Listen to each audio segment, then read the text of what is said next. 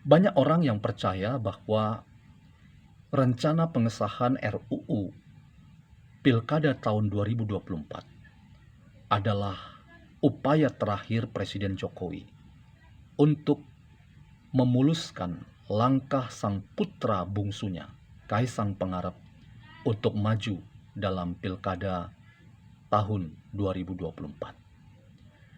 Apa tafsir yang bisa kita berikan terkait dengan dinamika politik tanah air?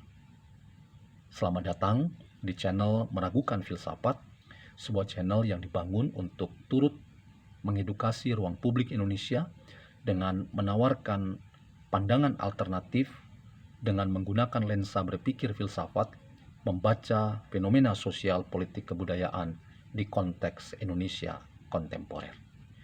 Teman-teman, dalam teori sosial politik, turunnya masyarakat sipil Indonesia yang terrepresentasi dalam mahasiswa, para guru besar, para buruh, dan aktivis yang mencintai tatanan kehidupan berbangsa dan bernegara Indonesia berada dalam koridor dan aturan main yang berlaku. Itu adalah contoh yang disebut sebagai civil disobedience atau pembangkangan sipil. Pembangkangan sipil itu sendiri merupakan sesuatu yang wajar. Dalam arti, ia dapat saja terjadi kapan saja. Ketika masyarakat sipil menuntut haknya agar semua yang berkepentingan dalam republik ini benar-benar mengerjakan tugas dan fungsinya sesuai dengan koridor dan aturan main yang berlaku. Semua harus menaati konstitusi yang berlaku. Karena itu, apa yang tercermin dalam demonstrasi massa turun ke jalan untuk menyuarakan haknya dan suaranya, mempertanyakan kinerja pemerintah dan DPR terkait dengan proses di balik rencana pengesahan RUU Pilkada 2024. Itu merupakan bentuk dari kecerdasan sosial yang dimiliki oleh seluruh insan politik tanah air untuk menyuarakan haknya agar semua pihak tetap berada dalam semangat yang sama, yaitu semangat kepentingan Indonesia harus di atas kepentingan kelompok bahkan pribadi. Kita sering mendengar sebuah adagium klasik, Vox Populi, Vox Dei. Suara rakyat adalah suara Tuhan. Mungkin saja apa yang terjadi kemarin lewat demonstrasi sosial, menyuarakan hak-hak dan kepentingan masyarakat sipil untuk semua pihak taat pada aturan main yang berlaku. Itu adalah bentuk dari cara Tuhan untuk mengawal kehidupan berbangsa dan bernegara kita agar sesuai dengan aturan-aturan konstitusi yang berlaku.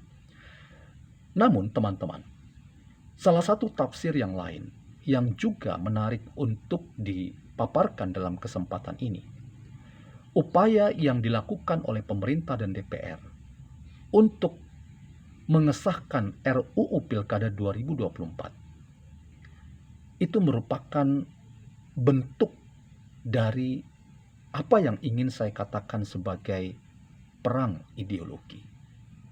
Ada ideologi yang dimainkan oleh pihak-pihak yang berkepentingan, baik yang mendukung RUU Pilkada 2024, termasuk mereka yang tidak mendukung bahkan menolak secara tegas RUU Pilkada 2024 disahkan sebagai undang-undang.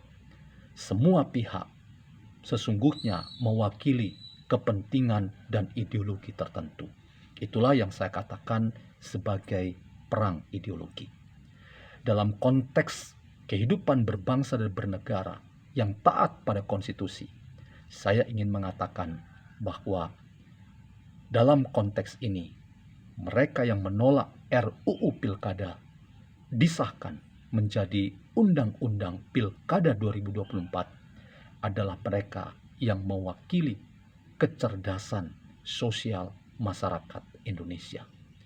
Mereka ini adalah kekuatan yang mewakili setiap insan politik tanah air yang mencintai Republik ini agar kepentingan bangsa dan negara berada di atas kepentingan pribadi dan golongan.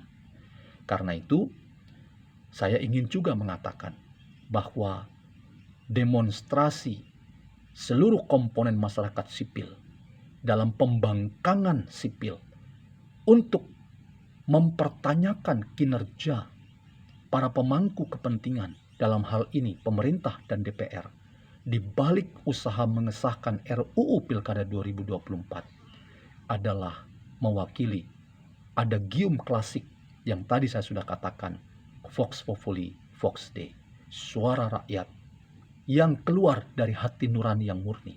Itu adalah cermin dari suara Tuhan. Karena itu teman-teman, mari kita terus mengawal untuk memastikan bahwa ketaatan seluruh komponen bangsa pada konstitusi seperti yang sudah diputuskan oleh Mahkamah Konstitusi terkait dengan pembatalan RUU Pilkada 2024 yang hanya menguntungkan pribadi dan kelompok tertentu. Dalam hal ini mungkin pemerintah merupakan cara yang terbaik untuk kita memaknai bahwa proses demokratisasi dalam kehidupan berbangsa dan bernegara kita harus terus berjalan sesuai dengan tatanan yang berlaku di Republik ini.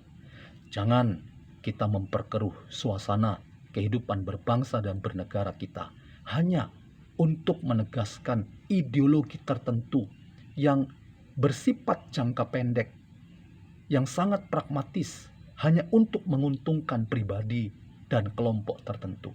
Mari kita melihat semangat yang sama dari kita, yaitu semua pihak yang mencintai tanah air kita ini, semua kita taat pada aturan main yang berlaku. Kita menjadi masyarakat konstitusional, dan karena itu semua pihak harus meletakkan kepentingan-kepentingan pribadi dan golongannya di atas kepentingan yang lebih besar, yaitu kepentingan bangsa dan negara. Teman-teman, perang ideologi ini harus diakhiri. Kita tidak mau suasana kehidupan euforia di bulan Agustus, bulan kemerdekaan ini selesai karena kepentingan-kepentingan yang sesaat. Karena itu, kalau benar bahwa Presiden Jokowi punya agenda untuk memuluskan sang putra bungsunya, Kaisang Pangarep, untuk dapat melenggang dengan sempurna dalam Pilkada 2024, rasanya kita semua dapat mengajukan antitesis yang kritis bahwa hal itu ternyata sangat tidak sesuai dengan aturan main yang berlaku. Itu sama dengan melabrak konstitusi. Mari semua pihak, siapapun ia, kita harus taat pada aturan main dan taat sebagai warga yang ingin mencintai Republik ini dengan menjadi warga negara yang konstitusional, artinya warga negara yang taat pada konstitusi yang berlaku.